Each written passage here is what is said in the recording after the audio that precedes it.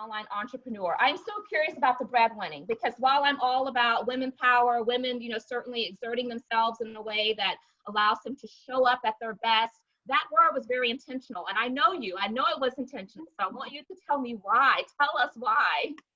Why I chose that word. Yes. So if you think about it this way, primary breadwinning wives or moms make up about 40% of women in the US. I don't know if everybody realizes that, but 40% of women are primary breadwinning wives or moms. And so for me, that was very intentional, because I started out, and I'll tell you, Nika, a little bit of the backstory. I started out a little bit frustrated. I was, in corporate, high potential, high performer employee, and I asked for some resources. And I remember it wasn't intentional, but I didn't get the resources that I felt that I needed. And I felt like I needed to really thrive in my career. And so I remember walking away from that conversation feeling like, okay, I'm a high potential, I'm a high performer, but I'm not getting the resources that I needed. So why does this keep happening? Why does this keep happening, in the workplace? And so I said, I got to do something. So I acted, and I started a blog back in late 2018, and it was for stressed professionals at work. Yes. And it was pretty broad. And I said, okay, how do I niche down? I knew I had to niche down and really talk to the people that I'm purposed to speak to. And I started niching down, and I started realizing, okay, it's not just stressed professionals, it's women in the workplace. And it's women who are moms who are having to choose between having a great career or being a great mom. And it's also women of color in the workplace who have obstacles.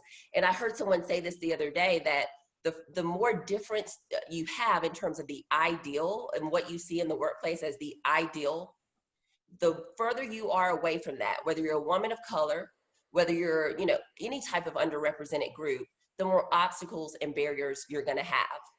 And so that just stood out to me, because I was like, okay, I want to serve those women, because again, those women of color, the women of faith, the primary breadwinning working moms, I have a heart for them, because I get what that feels like in the workplace.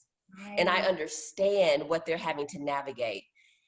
And so, yes, I'll pause there, because I have more, but I'll pause there. So that's why I needed to niche down, and I needed to talk to the people that I know I was purposed to serve. No, I love that. And I knew it was intentional, which is why I had to ask you about the story. And by the way, these conversations are very unscripted. I mean, certainly Nicole and I have history. We're friends outside of this. We support each other's work in a multitude of capacities. But we didn't come up with set questions. And that's part of what we want this experience to be, is kind of raw and off the cuff. But you're schooling us, because I had no idea that there was a stat out there of roughly 40%. And so yeah, I see why now you made that distinction. So we have to kind of tell people how we met. You remember how we met? So I will tell everyone, I'm insane. And my husband and I were talking about this today, because I remember telling him that I was going to go back to grad school. And I said, not for one graduate degree, but for 2 masters. And he looked at me and he said, okay.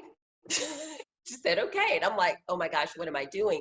And I say that because I remember in the MBA program, I was outside of the classroom walking in, and I saw Black Box. It's a local magazine. If you all are in the upstate, I know people are from around the world on this webinar, but I remember seeing Black Box, and I saw Nika's picture in her bio, and they had an article about how she had stepped out of marketing and moved into this inclusion and diversity space in this role as VP of D&I for the chamber. And I was just like, oh my gosh, she's a risk taker. There was that magazine had been there for months, but I literally that day picked it up, and I remember saying, she's a risk taker. Oh my gosh. And I came home and I told my husband, I said, this is someone who is doing big things. This is someone who is moving and shaking, and she's taking risks. And it was so inspirational to me, Nika. And I remember meeting you because I had a friend who invited me to an event, and I remember seeing you at that event, and you introduced yourself, I introduced myself, and we just parted ways. And I remember circling back. You've heard this story now 100 times. I remember circling back and saying, oh my gosh, that's who I saw in the magazine 6 months ago. That's fate, 6 months ago. And from then on, I said, hey, I want you to mentor me. I want you to mentor me. And this is what she said. Let's do lunch. She didn't say yes. She didn't say no, but she said, let's do lunch, because when you know Nika, she is serious about her business. And so she wanted to make sure that I was just as serious about mine. And so the rest is history. We met at that event and you invited me to another event and we started that relationship and have now, I think that's been 7-8 years ago now. That is so great. And you know what? It's so interesting. I think that I forgot that that was the origin of actually how we met, because I was going to share that it was at the Clemson Women's Leadership Conference, but maybe we just connected there again, but maybe that wasn't the first time. So interesting. So so thank you for recalling that. That is a sweet little tender memory. So and I love working with Nicole. I'll tell you that I get just as much value from the mentee relationships that I have.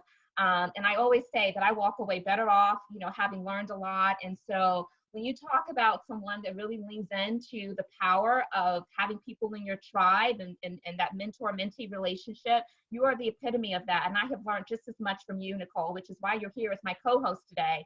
There's so much about you that I want the world to know. So thank you first and foremost for sharing yourself with my audience. You accepting the invite certainly caused me to feel valued and seen and worthy of your time. And I appreciate that. And we do need to hold that type of space for each other as women. So, okay, so I want to talk about your specialty of being this career disruptor. You have kind of started labeling yourself as a career disruptor, and I love that about you. Really, what you like to do is make sure that you're connecting your expertise and your talent to serve ambitious women. And you and I share that as well, because I have a heart for women, particularly a heart for women of color. And it's no surprise because I am a woman of color. And I think that that's part of, your mantra as well, is really helping to support women of color. So talk a little bit more about what it means when you say your goal is to help provide career disruption strategies for delivering results for ambitious women in workplace with big dreams who feel undervalued and overlooked. I think all of us are saying this is me, but talk to us about that. So the career disruptor is, and I've actually, this is, to me, everything that I've done when I look back at my career, Nika, has been disruption. So we're headed into potentially, I know we don't want to talk about the C word today, but thinking about where we are, I thought about where I was in 2006 and I remember, or 2008. And I remember going to my manager. I'd been in sales. So I started out my career 4 years working in sales. And it was the best experience that I've ever had because I learned how to handle rejection. And I think my confidence built over time, because once you know how to become comfortable with rejection, it boosts your confidence because you know that, hey, I can bounce back. I can push through even in the face of rejection. And I remember going to my manager and telling him that I don't think sales is for me anymore. I've been in this for 4 years. I don't think this is the place for me anymore. And I remember I had a client who said, so what do you want to do? And I said, HR. And he said, you want to move from a revenue generating department to a non-revenue generating department? Are you crazy in the middle of a recession? Because we know that in business, again, we're talking about business and all of these different facets. Business development and bringing in revenue for the business is usually top of mind. Yes. It's top of mind for people. And so when you move out of that facet into other areas, sometimes it's not as valued. And so I remember just completely disrupting, I didn't know it then, but disrupting my entire career path to go into something completely different. And when I talk about career disruptions, another one was when I had my daughter. And so I serve women of all backgrounds when it comes to primary breadwinning working moms as well, because my daughter was the first time where I said, you know what, this is no longer, like, I have to figure this thing out because I cannot go to a place. And again, I've been fortunate to have some great opportunities and work at great organizations. So this really isn't personally about any one or the other. And I've had my obstacles and challenges too at those organizations. But what I realized most importantly, Nika, was that I needed to know that what I was leaving my daughter for every day was something that I absolutely love to do. Right. If I was going to leave my daughter, I had to love what I did every day. Yes. And so I started figuring out ways to proactively disrupt my career and proactively figure out how to start disrupting those limiting beliefs that were keeping me held back, to figure out how do I get to that next step? How do I build something that I can actually use that will give me both time and that I can actually still use my contributions and my gifts and my talents, but still be a great mom and be a great wife. And the workplace can be so hard on families. And so I just started disrupting, and everything that people told me not to do, I would do. And so the career disruptor is really about me helping individuals, disrupt limiting beliefs that are keeping them stuck, keeping them overwhelmed, and keeping them frustrated in the workplace. And I'll tell you something really quickly. Most people on this call, of course, all of us probably don't remember bowling pin setters. But if you can believe it, in the bowling alleys, there used to be bowling pin setters that would take the bowling pins and actually replace them before there were automated machines in the bowling alley. Mm-hmm. Most people don't think about that. And there are hundreds and thousands of examples of things that have disrupted careers. That is now done by a machine. And we're in 2020. In the face of all of this, we are going to continue to see disruption. And so my goal is to help people disrupt their career in a positive way so they can be prepared for whatever's next for them, Nika. Any client that I work with, I want them to see around the corner, ahead. I want them to see into the future of what they can do proactively in their career, so that way their career disruptions work for them and not against them. I absolutely love that. And we need more disruptors in today's society, especially as we're finding ourselves in the midst of this global crisis where there's so many inequities that are surfacing, right? That's really becoming to the detriment of the most vulnerable in our communities. But I love when you talked about having to be real with yourself and reflect on, is what I'm sacrificing worth it? When you said, no, if I'm going to be doing this, leaving my daughter, leaving my family, I need to make sure that my career is worth that. And some of us feel stuck and we won't even take the time, even if we know that's how we're feeling, to try to do anything about it. So I love that there are services out there and people like yourself that are helping to put folks on a pathway of being reflective, being transparent, and then taking control over what you can control, right? We can't control everything, but there are some things that we can control. And so I love that. By the way, we have 83 people that are on Zoom right now, and we do have an audience on Facebook. So I want to take a moment every so often to acknowledge my Facebook audience that's joining live right now as well. So here's what I want to talk about next. I want to talk about purpose. And I'm looking to see your facial expression because you light up, because this is your jam, right? You love talking about purpose. And it reminds me of during one of our sessions, we were talking about, again, just our normal conversations and supporting each other. And we talked about the importance of not chasing titles, but chasing purpose. And chasing purpose gives us the motivation, the ability to be intentional, to be strategic, to exercise that forethought, to make sure that we're setting ourselves up for success. And so talk to us about purpose. So purpose, and I have some career disruption strategies that I want to share today. And Nika, the very first one in the foundation is purpose, vision, and purpose. And the reason why purpose means so much to me is when I think about, a lot of times people have a set it and go mentality in their career. We are told to get a job, we're told to work, we're told to, but we're not really told how to find our purpose. And because, again, being an HR professional, I will tell all of you the story of, I remember I'd been in corporate HR for many, many years at this point. And I was approached by my organization to head up some HR programs, including employee engagement and Women Forward. It was a program at the company that I was with. And I remember saying, okay, well, Nika, I don't want to, I stepped into that role, but then I was asked to lead inclusion and diversity broadly. And I remember going to Nika and I said, my path is VP of HR. That's my path. That's where I'm headed. I don't want to do inclusion and diversity. And so I want to be honest with you all about that. This is a real conversation today. I really didn't want to do it because I felt like that's just who I am. I try to be inclusive. I don't need to step into a specific space to do that work. But this is what Nika said. So are you chasing purpose or are you chasing titles? Are you chasing titles? And I was like, what? Chasing, I remember sitting in your office, Nick. I remember sitting there because that moment forever shifted. And I went back to my company and I told them no. I told them no, I was not interested. And I remember going back to my director and saying, I'm open. If you all feel that I'm the person to do this work for the organization, I will do that work. And I will tell you, it's the reason why I'm here today doing this work. I would have never discovered that if I had not stepped into the inclusion and diversity space. And even fast forward 3 years later, it prepared me for an organization who was looking for a VP of HR who had strategic program management, who had IND, who had core HR. So it set me up for the VP of HR role that I'm also in now. And so looking back, that's why purpose is so imperative.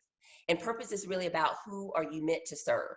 Once you find out who you're meant to serve in this earth, the rest becomes, most people are figuring out how to serve. Like, what do I need to do? How do I need to get this new career? How do I make this next step? But when you figure out your purpose, it changes the game. When you know who you're, yes. And even in the face of times like this, y'all, I am still fired up. Ask anyone who knows me, when they get on a call with me, I am hyped like this, even in the midst of it all, because I'm clear on my vision, which is about who I'm becoming and what I want to achieve at the end of my life, and also who I'm serving. And so when you're clear on vision and you're clear on purpose, it's easy to keep going in the face of obstacles, even though I have down days, even though I have doubts, even though I don't know everything that's ahead, I still am very clear on my vision and who I'm serving, and they need me to stand up more and serve even more in the face of this.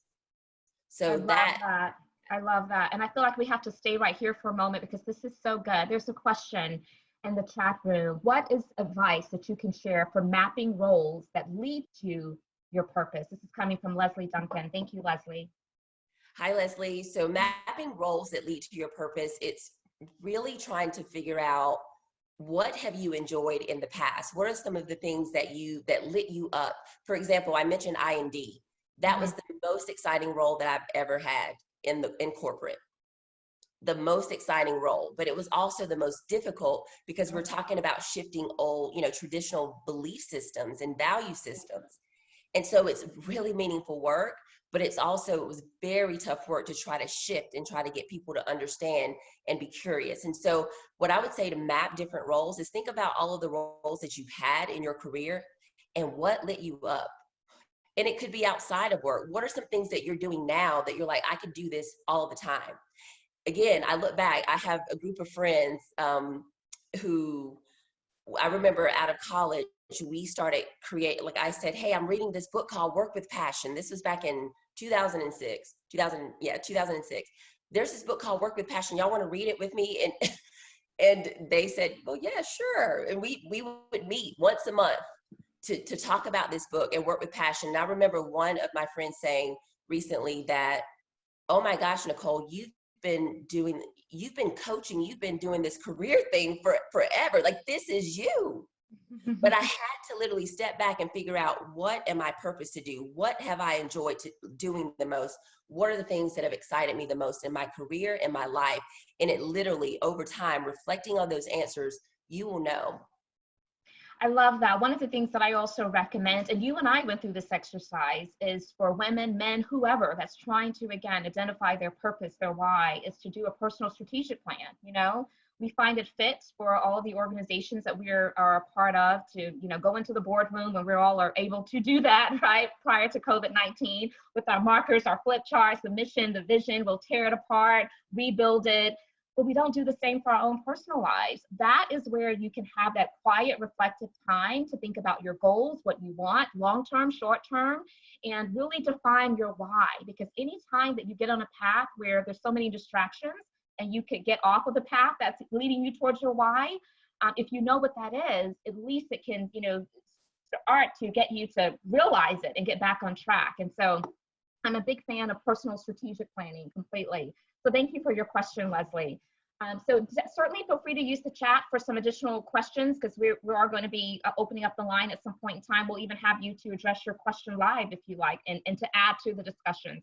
But I want to shift for a second. I want to talk about how in which you help people to, first and foremost, identify, leverage, embrace, and appreciate all of the above, their difference. And that is part of the career strategy, career disruption strategy, is to see difference as something that's not limiting us, but it's something that helps us to reimagine what's possible for us. And a lot of times, especially women of color, people of color, sometimes we may shrink back and don't fully bring our authentic selves and that level of difference to the forefront. And so I want you to speak a little bit about that and how in which you use difference to help with your career disruption strategies. So I use difference, I feel like if I look back on my life, and I feel like I've always been different. We all are. We all have difference, but I've never felt like, sometimes I felt like, gosh, do I belong? And especially even in the workplace, do I fit? Do I belong? And I'm telling you, there was a time where I used to do everything that I could to shift and try to fit in and try to fit this bubble. And I will tell a story here where I remember I had done everything. This was early on in my career, everything that I thought it was going to take for me to get to the next level and do all of these things. And I was passed up for a promotion. And it was one of those moments where, like, I was in school, the person who I was passed up for she was part-time, doesn't mean anything, but she was part-time. This had never been her path. But for some reason or another, I was passed up. And so I want to, again, be real there, because that, I remember saying, wow, I'm doing all of this. I was told that I'm the right hand. I was told that I'm this, but I still, there's something. And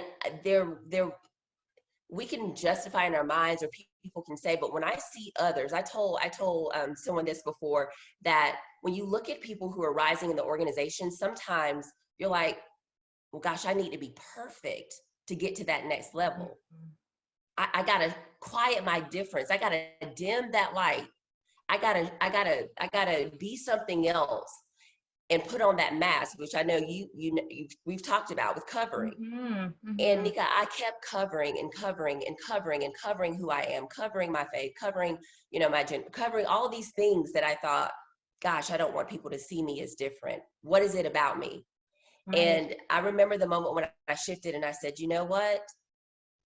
I am done. And it was once I knew that my vision was to teach and inspire people to live their best lives. That was my vision. My purpose is about who I'm serving. But my vision was to do that. I said, at the end of it all, I want to be able to say that I've taught and inspired people to live their best life. And I said, I'm going to embrace who I am.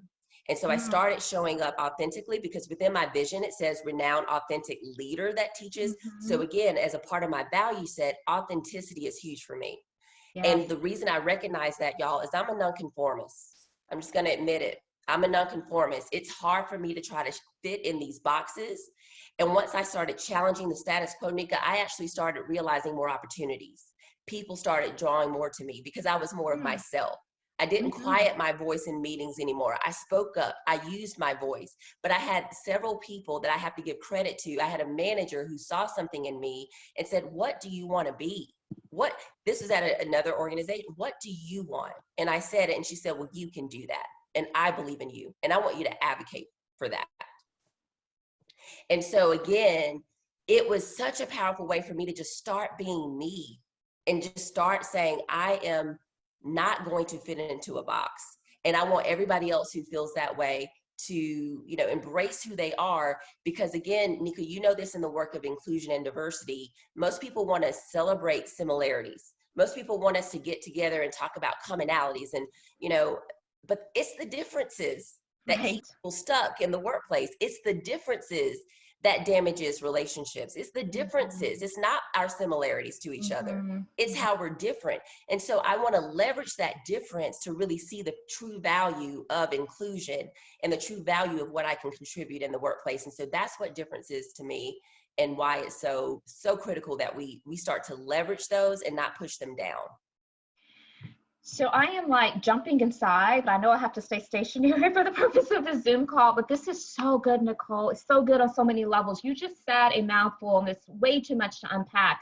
But a couple of things that resonated with me. First, you talked about belonging. You kind of started your commentary with dealing with belonging. And I put into the chat room that it is hard for anyone to show up at their best if they're always questioning whether or not they belong.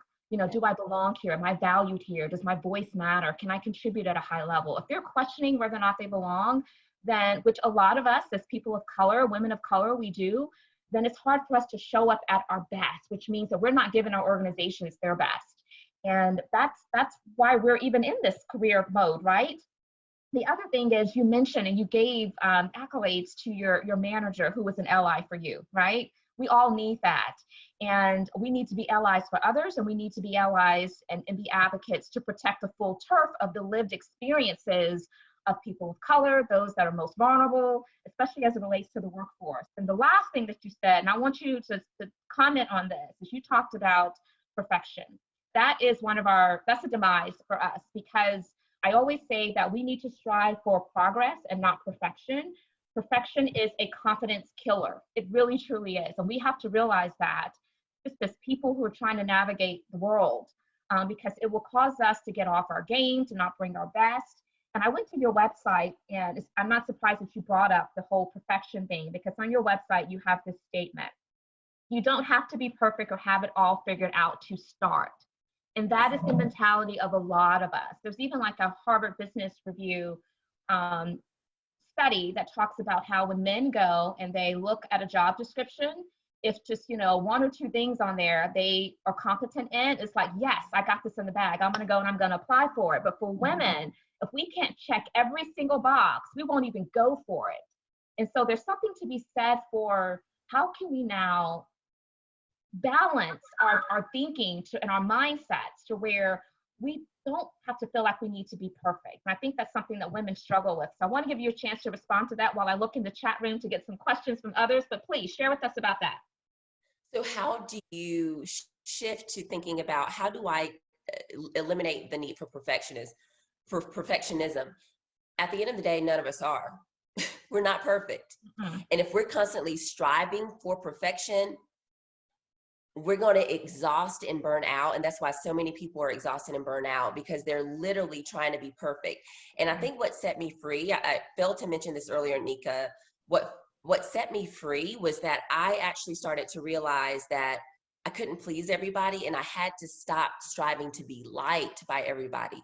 You cannot function in the workplace if you are trying to be liked by everybody, because you're not going to necessarily be seen as that leader.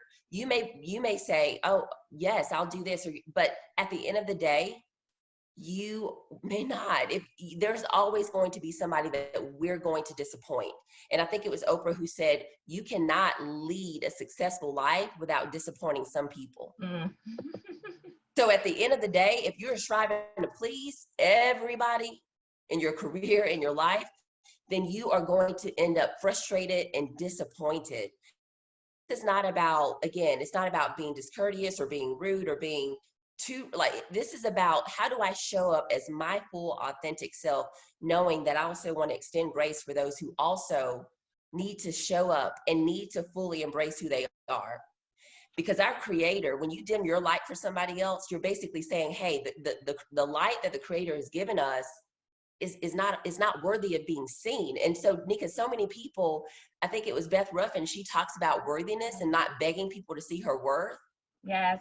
And that was a few weeks ago on this conversation. And the thing is, she said, I'm not going to beg someone to see my worth. But so many of us don't even see our own worth. We don't even see our own value. Yeah. And so until you start realizing that, hey, I am worthy as I am. Yes, I'm a work in progress. Yes, I still have improvements to make. Yes, I make mistakes just like everybody else, but I am worthy as I am. Yes. That shifts everything. Okay. So I'm full right now. I really am. And I want to open up the line for those of you who are engaged in this very deep and rich conversation. There's lots of great stuff into the chat. Brianna Coleman says, our deepest fear is not that we are inadequate, but our deepest fear is that we are powerful beyond measure. Sometimes, and I love that. But here's the thing. One of the challenges of women regarding power is that we believe we have none. Yes. And power for us looks very different than power for men, but we have to see power as something we can leverage to our benefit. Leslie says, being your own advocate is a key strategic priority. So while we're talking about being an ally for others, we have to also be advocates for ourselves. Self-advocacy is important as well. And it may feel sometimes like we're beating our own chest, but there's a way to do that that keeps you in a posture of being, of illustrate, excuse me, humility.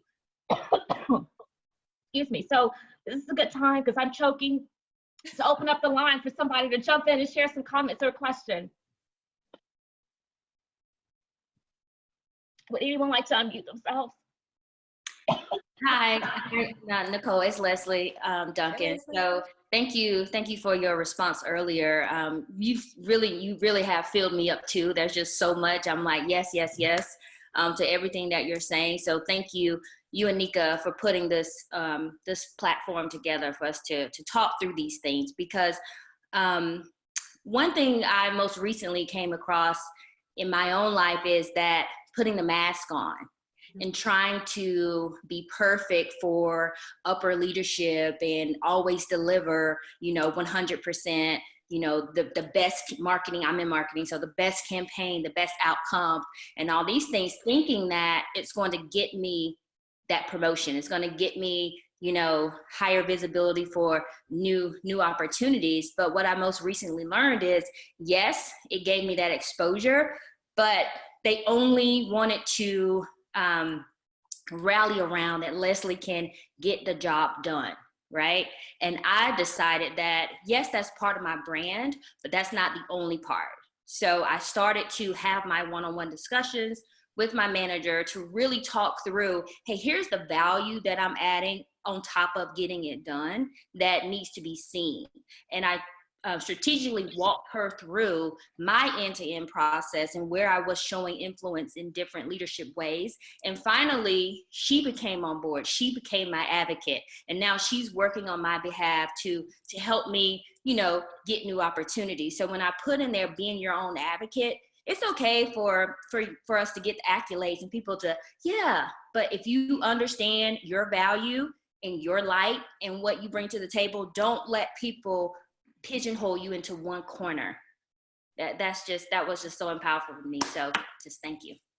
I love that, Leslie, because you advocated for yourself first, and then you found a sponsor. Your manager is now a sponsor. And so that's so much of what we're talking about today are strategies. Again, that's a way to disrupt your career in a positive way, because a lot of times, Leslie, you mentioned my work was seen.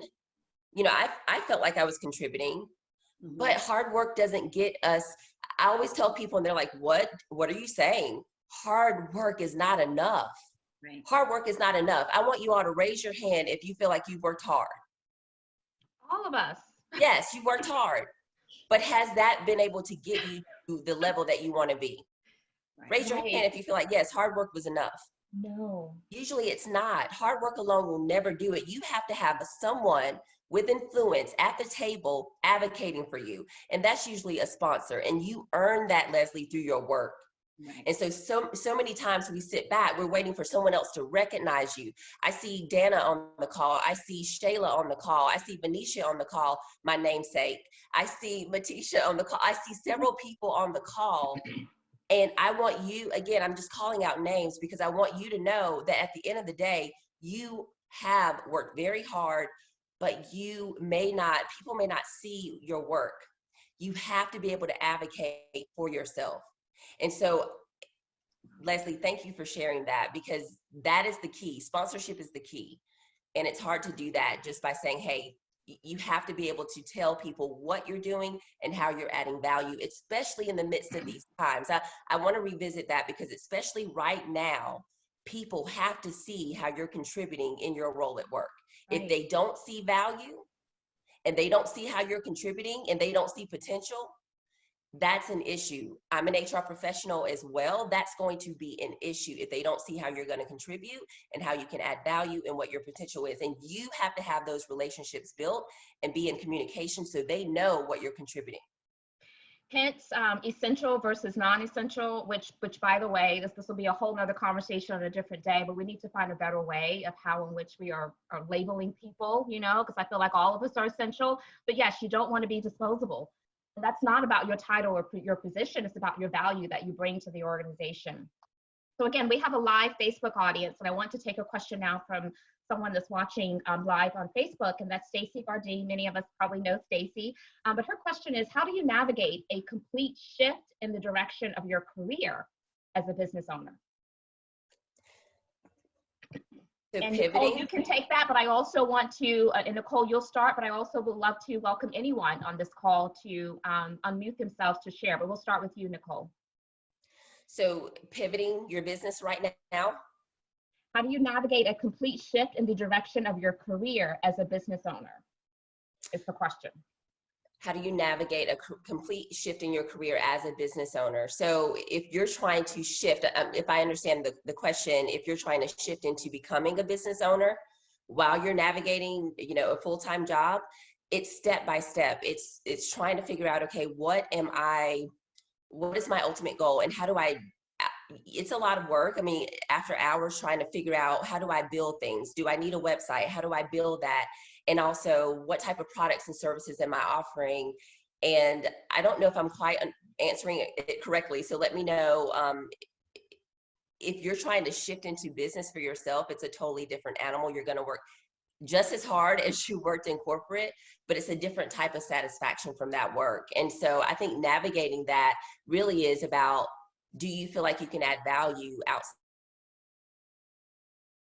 of a corporation? Mm-hmm. Again, it goes back to what I said earlier. Many of us feel like, oh my gosh, I have to have a job. I have to work for someone else. And it's okay if you feel like that's your path. Everybody's not meant for entrepreneurship, and everyone's not meant for corporate. Or there's a balance, right? There's a hybrid. But at the end of the day, if you can add value and someone will pay you for that value in an organization, I'm here to tell you that you have a skill set and a value that someone else will pay you in a business. And so when you think about shifting, again, if I'm understanding that, shifting into business for yourself, it's really about, what are the skill sets? What are the value adds? What do I do well that I know people in the marketplace would pay for? Yeah, and I think the same also applies in terms of personal strategic planning, business strategic planning. You know, what are our goals? And we're finding that we're going to have to be flexible and exercise good agility, because as we're seeing right now, a lot of businesses are having to pivot to think about new products, new services to weather the storm. And so I do want to open it up to anyone else that may have some thoughts for Stacy, relevant to Stacy's question.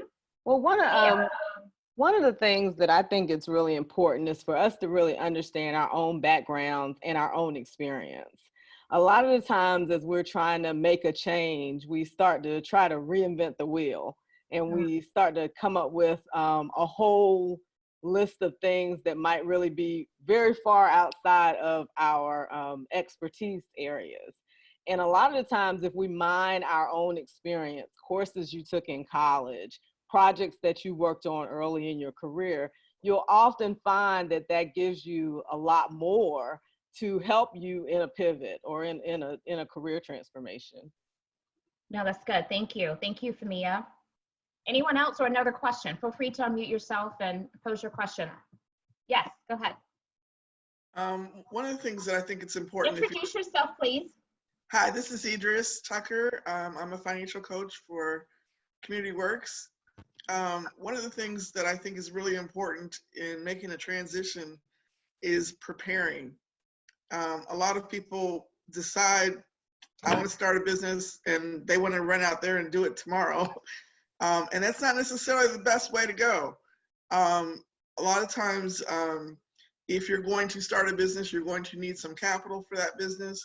And as a startup, they're going to be looking for, you have to go to specific places to get startup capital in the first place, but they're going to be looking for your current economic setup to be able to handle any kind of loans that you might get going forward for the business. So don't just jump out of corporate world or wherever you are into a business on your own, not prepared. And part of that preparation obviously is, you know, making sure that your finances are in order, that you're reducing your debt load, that your credit is getting where it needs to go. And so those are some of the things that I specialize in. But I think it's important that especially as business women of color, we need to be prepared and have use all the resources that are available in your area. Community Works is a great resource in the upstate. I realize we have people that are on this call from all over, but if you're in the upstate, Community Works is definitely. And so I'm going to ask that you please put that into the chat room so that people can, maybe the website as well. Here's a great question, and I think, Nicole, you're very poised to be able to address this. And this question comes from Alicia. How do you get your leader to see value in your work aside from just getting the job done? What does that conversation sound like? So I think that conversation sounds like, what is your leader's objectives and goals? A lot of times, again, we may not necessarily connect with our leaders because, again, they may be very different from who we are in the workplace, but it's what are they trying to achieve? What are their goals, and how can I support what they're trying to achieve? But also, what are their expectations? Some of us, we don't even know what the expectations of us. We've been kind of going in, routine and just getting the job done, but what are their expectations? So I think two things that you have to do is, again, clarify what are their goals and how you can support what they're trying to drive and what they're trying to achieve. And then secondly, what are their expectations of you and the role?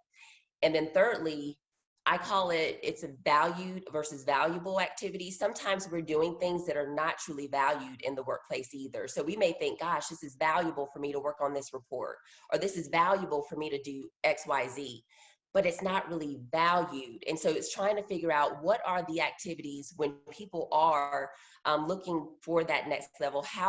What are the valued things that you can contribute, and you can say, hey, this is what I've done. Whether that's, again, revenue generating things, or you've saved time, or you've created a new process or a program for the organization, or you've improved efficiencies. What are you doing that's really valued by that person? Because sometimes we're just, again, in a routine, and we're just doing things that, yes, they're valuable, but they're not really valued by the people who make decisions on whether or not we're being promoted. And so, yes, we know that biases exist. Yes, we know that all of those things happen and they can affect promotions. But a lot of times it's also making sure that we're setting ourselves up and doing the things that are valued in the organization as well. I love that. Sometimes we could be doing busy work and we feel like that we are, doing things that is of value, and it's really not. So I think, part of it too is asking, what does success look like for you? I may have my idea, but hey, Mr. and Miss Manager, what does success look like for you? And then govern yourselves accordingly to that, but getting on the same page.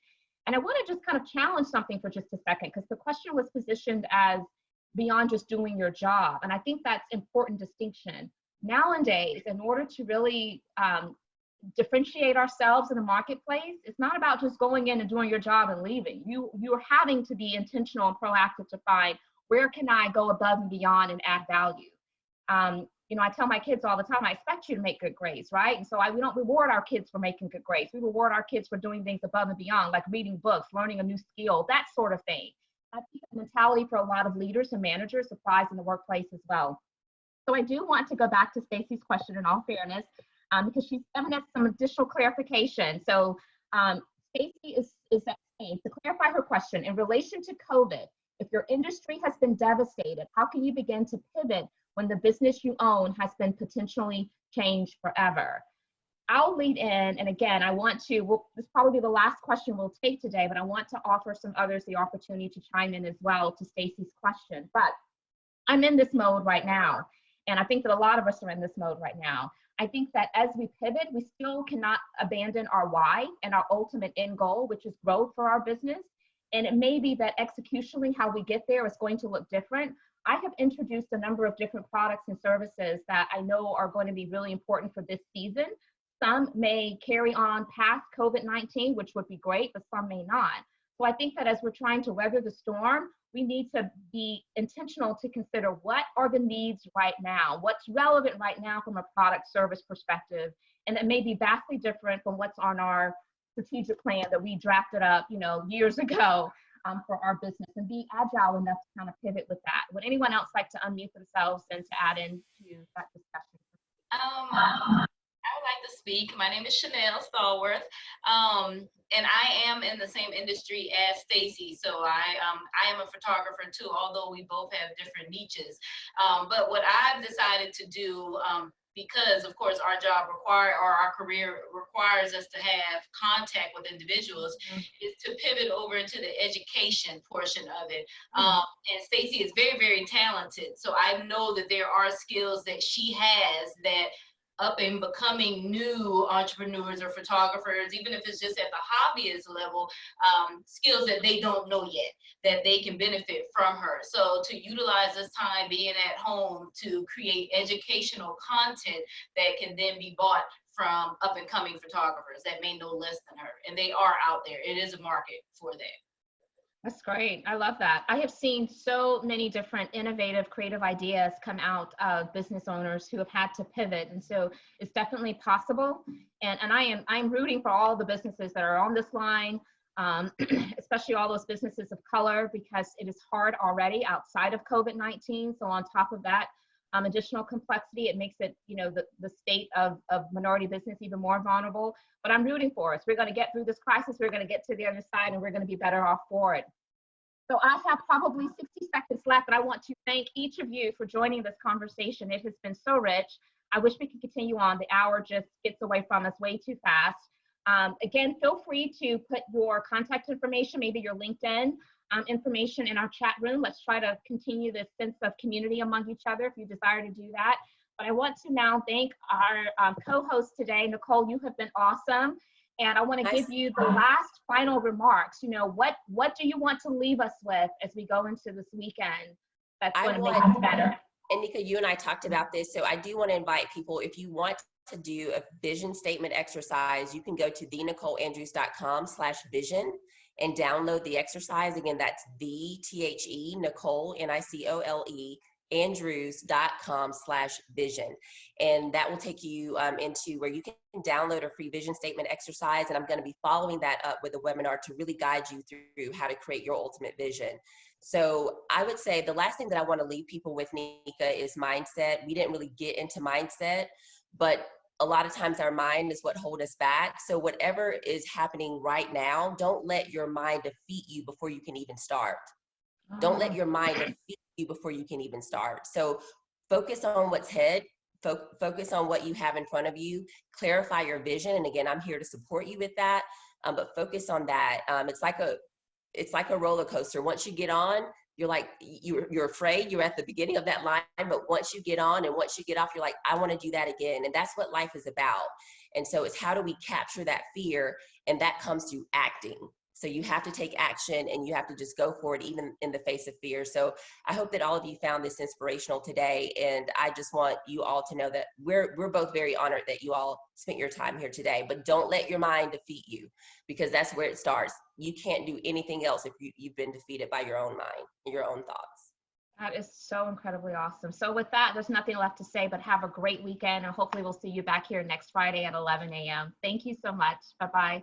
Thank you, Nicole. Thank you, Nika.